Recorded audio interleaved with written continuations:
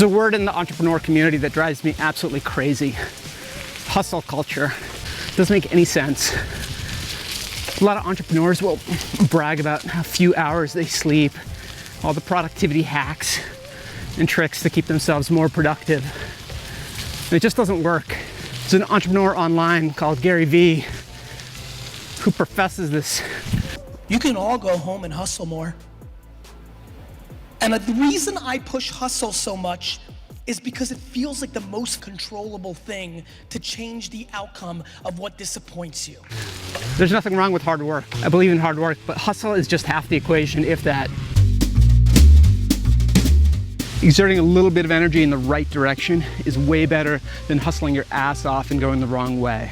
At the end of the day, your productivity is about what you're able to achieve, the mountains you're able to move. And that's not just about hustle.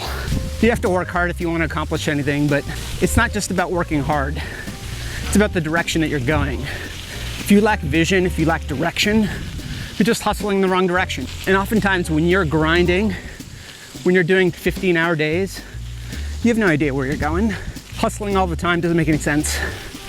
It's not about hustle, it's about the vector, it's about the direction that you're going. Now it's true, I can hop on a bike and I can bike for an hour, and the more I bike, the further I'll go. But if I'm going the wrong way, it doesn't matter how many hours I go.